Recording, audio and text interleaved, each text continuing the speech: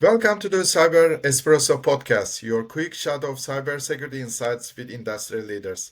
I welcome today's guest, Ben Amaba. Ben, welcome to our show. Thank you very much. Really appreciate your time. So, Ben, I will kick off the conversation.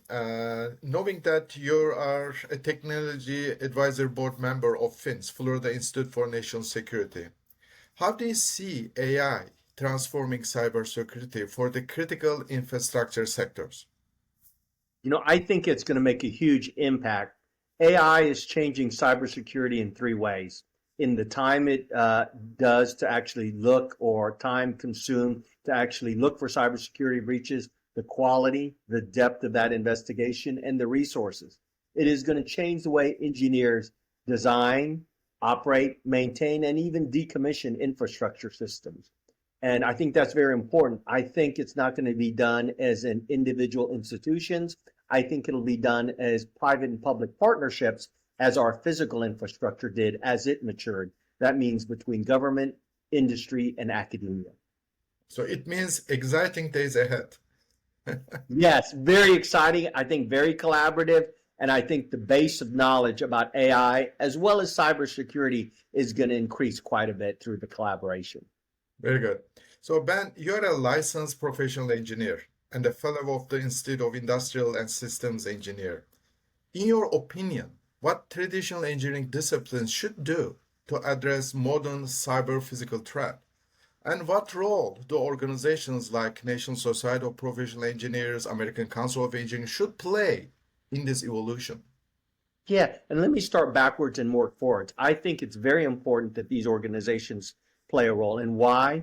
Because at the top or their goal, their mission is to protect the public's health, safety, security, and environment.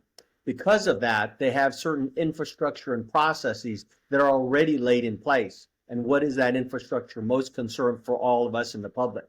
They look at the education, make sure there's a minimum standard of care. They look for experience, that you actually know what's happening in the field, but more importantly, examination. They provide three legs of the stool to ensure, again, back to the public's goal, to ensure that the public's health, welfare, safety, and security are protected in the interest of the community.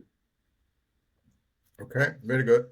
And my last question to you, we discussed this before as well, but how can AI and digital twin technologies enhance cybersecurity for critical infrastructure mainly? Yeah, I really believe this ability for the digital twin to look at AI and cybersecurity formulates three opportunities or a way to look at options and make decisions. It allows us to simulate cyber attacks for proactive defense.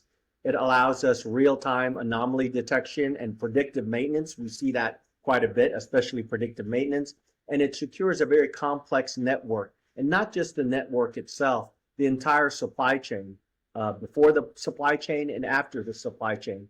By using a digital twin, right, a digital word of what the analog world will look like, we'll be better able to understand, to teach the next generation, or even the current mature engineers on what could happen, the potential, again, how to design it, prevent it, isolate any breaches, and even remediate it at much more effective and efficient time frame. So the efficiency is there, but does it also impose some threats? Oh, absolutely.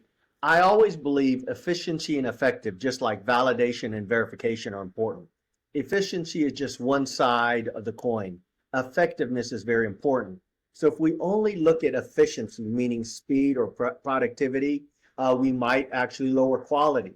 So it definitely will impact efficiency, but we've got to balance it, right, with effectiveness. That means the quality of the answer and the ability to even deal with stochastic events, events that may not have happened in our past. Very good. So I know you work with the system engineers a lot. So what will be one advice you will give the new grads? Absolutely. New grads have to understand the process. I think that's very important, especially the process in three areas. Resiliency, meaning what if it does happen?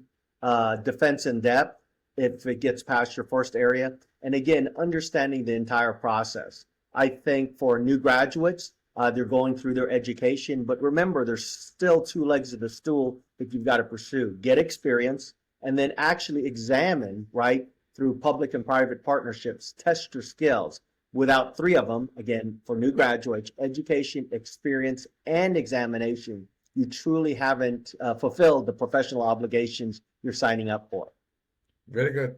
I appreciate your insights, Ben. It's always nice talking to you. I look forward to, other opportunities to chat with you. Thank, yes, Murat, thank you for everything you're doing, especially these Cyber Espresso events. It shares knowledge with the world, and that's one of the few things that we can. The more you give it away, the better it grows. So thank you for having me on the show, and thank you for your ongoing events. Thanks. Take care, Ben. Ciao.